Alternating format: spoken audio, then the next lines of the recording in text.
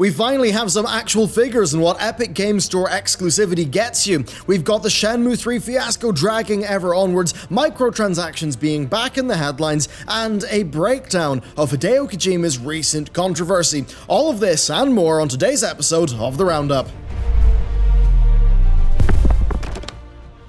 Hey everyone, and welcome back to another episode of The Roundup. It's been a huge week in gaming with a stack of news stories to cover. Of course, before we get started though, be sure to like, subscribe, and ring that bell to let us and YouTube know that you enjoy the content. Also, if you'd like to talk about the content, you can check out our Discord down below. Okay, with that, let's get into the news. Starting us off this week is some news from, surprise surprise, the Epic Games Store. Now what's particularly interesting about this piece though is that we finally got an indication of the monetary value of Epic exclusivity. So, Digital Bros, the parent company of 505 Games, have disclosed via their annual financial report that they received a payment of 9.49 million euros from the Epic Games Store for Control. Now, this report explicitly states that the payment from Epic was to arrange for Control to be an exclusive title on the Epic Games Store, and that it amounts to an upfront purchase of around 200,000 copies of the game. Of course, though, there's a bit more to this story than just the exclusive payment angle. So,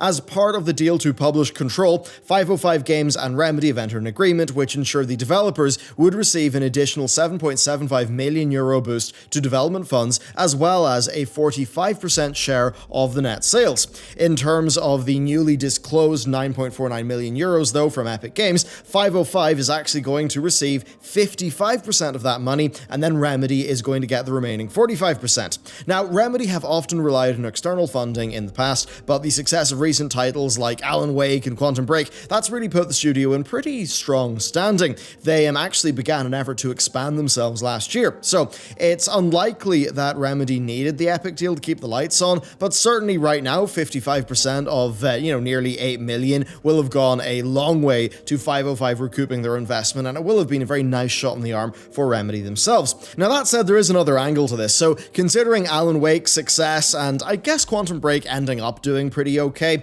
as well as the critical acclaim for Control, it is entirely possible that part of the exclusivity deal, at least in regards to the upfront, may not have been an amazing deal for Remedy. I don't think the sales guarantee is that relevant to them, given Alan Wake ended up selling 4.5 million copies, but I think mostly here, what this does is it reveals differences in scale and business model, where the reduced overheads of being an indie, that's going to make Epic's minimum sales guarantee a lot more alluring, because you are less guaranteed sales when you're an indie versus Remedy. Now in this case, while the upfront cash sales, that was probably quite nice for their cash flow, I do wonder if most of this though was just about funneling sales through the PC store that gave them the best cut. After all, for sales or for revenues over $50 million, yes, Steam is 20%, but there is all that revenue before $50 million, plus 20%, even at the best Steam cut, is still not as good as 12%, which is the store cut that's taken by Epic, so there's also that angle to consider as well. Anyway, with that covered, we're actually moving from one piece of Epic news to another. So, an update published on the Shenmue 3 Kickstarter page has caused some concern.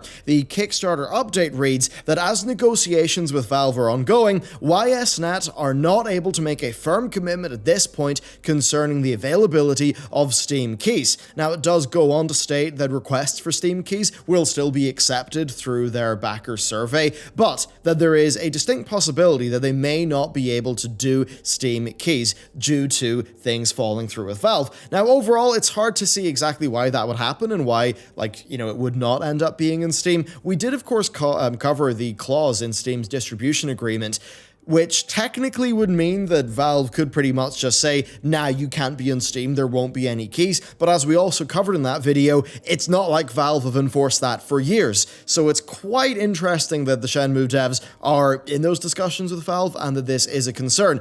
Maybe Valve might start selectively enforcing that. It's kind of hard to know at this stage, though. Of course, that's not all, though, because we do have a unfortunate situation with Refund. So, backers who made the switch from PC to PS4 following the announcement of Shenmue's exclusivity deal, they're going to be ineligible for refunds because of the swapped version. Now, this is sure to annoy quite a few backers who really only made the switch to PS4 because of a lack of information about what would be happening to the PC version of the game in the wake of the Epic deal. reveal. So not really great. Today's new information has not really clarified matters too much, and that is a little bit worrying given Shenmue's November release date. Certainly though, quite a bungled crowdfunding situation. They have not handled it that well. Next though, Jagex are taking quite the PR hit from a segment of their community, and this is following the DCMS report that we covered a while ago in microtransactions, and them being a specific example in that, with somebody running into 62 grand of debt because of their RuneScape microtransaction habits.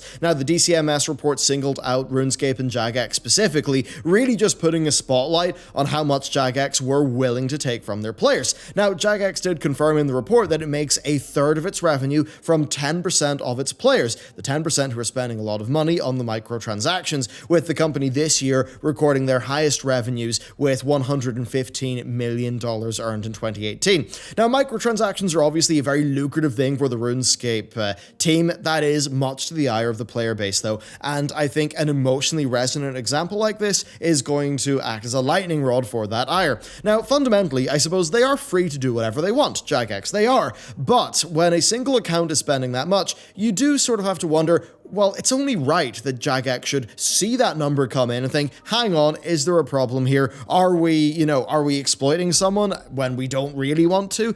They should have done that. They probably should have looked into that situation a bit more, but they seemingly made the decision not to. And I think in a situation like this, people are always going to think of Digital Extremes, the Warframe developer, who basically, they say they unknowingly made a slot machine with one of their mechanics relating to like pet skins, and they almost instantly turned it off and removed the feature when they realized that people were engaging with it in a way that they felt was predatory and against the ethics of their company. So really, when you have some companies doing that, and then you have Jagex not doing that, it certainly is a bad look for Jagex. Then next, Hideo Kojima has came under fire in a very Twittery fashion following this post on Twitter. A Hideo Kojima game means the declaration of me doing concept, producing, original story, script, setting, game design, casting, dealing, directing, difficulty adjustments, promoting visual design, editing, supervising the merch. That's the tweet. Now, admittedly, Kojima doesn't always come off great because this tweet, well, it's pretty much Google Translate to your English, and it does come off as being extremely egotistical and like it's underplaying a lot of his team's work, because at the end of the day, the game was literally made by his team with him directing. But at this stage, though, it's important to remember that Kojima he speaks English as a second language. The original Japanese version of this tweet, when carefully translated, does tell a different and seemingly less self-centered story. The Japanese version of the most recent tweet explains that a Hideo Kojima game is essentially basically a seal of approval that Kojima reserves for projects where he's involved across multiple levels. He does not do this for games where he only conceived of the initial ideas or designs or just acted as a producer in. So in other words, he is widely and intricately involved in the development of Death Stranding, but that does not necessarily mean that he's claiming he's doing everything himself. And we shouldn't assume, therefore, that he's underplaying other people's work. So, I mean, I will admit, though, he could do a hell of a lot more to clarify that, and he has had a few sort of communication issues in the past. Overall, though, other languages exist, and often they are fundamentally different languages to English in their structure, and that does mean that translations can be troublesome, and indeed, things can be lost in translation. So overall, there's not that much to see here. I think the main thing is that you can get somebody's basic take in the tweet, you can see that be quote tweeted, and then you can just see the whole thing get retweeted. And often if something has 30,000 likes, 15,000 retweets, people are not going to fact check it. They're just going to assume that the source tweet with all the engagement is entirely correct. And in this case, there are a few tweets like that were, based off not really the best translation. Now that said, I think if they want to have less problems like this, they should put a bit more care into their English translations and maybe just have a second or third read of it, because it seems like that didn't really happen. And if they did that, they may save themselves a bit of a headache. Then I think the last thing I'd say is there's a lot of skepticism towards auteur type people, and that, you know, there's a lot of survivorship bias regarding the ones that you actually see out there. And I think Kojima often does get just caught into a kind of default backlash against that type of, I would say, culture cult of personality and that sort of PR relationship. So I think that's kind of going on, but that's clearly not something that applies to the majority of people who actually play his games. It's more something, I think, from the people who are interested in media criticism. So kind of like, that's kind of like a side angle that I think really helped to propel this story to be a little bit larger. Then next up, some quickfire time. So Sony's next State of Play presentation is scheduled to happen this week, and it's been confirmed that The Last of Us 2 will be making an appearance. And that's definitely something I'm pretty excited for. The 20-minute show is set to have a number of new game reveals, other updates, and seemingly is quite content-focused. Overall, I've loved Sony's content, so that sounds pretty good.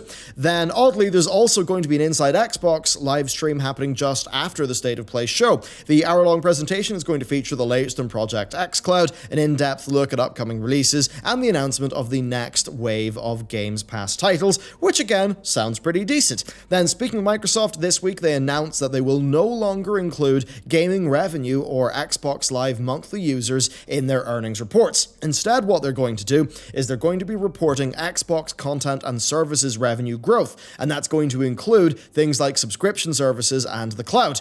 Now, companies, look, they report what they want you to see. The report is the story of their company that they're telling. So it's a pretty clear indication here that Microsoft are heavily focusing on the services revenue, which really is no surprise to anyone. Then next, an update in one of last week's stories. Grand Theft Auto 5's offline mode has been restored. It was briefly knocked out of commission by the arrival of the new Rockstar launcher, but now it's up and running again. Instructions on how to launch the game in offline mode can be found on Rockstar's support website. So there's that. Now, hopping over to China, Sony's president said this week that there's a possibility for Asian developers to join Sony Interactive Entertainment in the future, as Sony are becoming increasingly interested in creating games for the Asian market. Now, if that confuses you because you're thinking Japan's in Asia, well, it's worth noting the context here. So in context for them, Asian means non-Japanese, and that basically is pointing towards China or Southeast Asia. So that's basically what could be on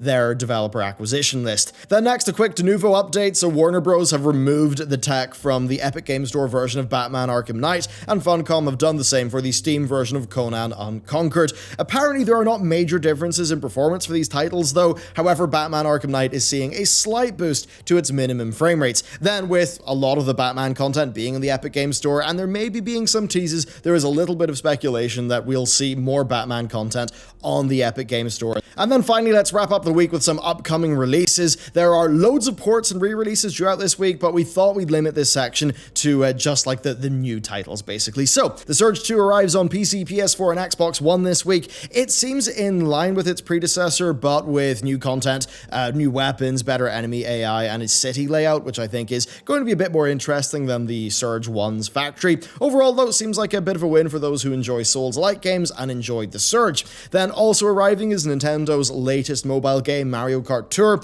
It is a game that was supposed to have released in March of this year, but in typical Nintendo fashion, it was delayed to add further tweaks and polish. Now, they seem to be leaning into gacha game monetization for this one, so overall, I expect it to be rather grim. And then finally, speaking of delayed games, Vampire ARPG Code Vein is finally releasing this week after over 1 year's delay because of the developer actually taking on trade show like floor criticism and working in their combat, which overall is a nice thing for them to have done. I'm still a bit skeptical, but hopefully that year will have been kind to the game. At any rate, we're going to find out this Friday. So there you go, that's it for today's episode of The Roundup. Be sure to like and subscribe if you'd like to see more from the channel. We should have another video up today, and with that, I will see you next time.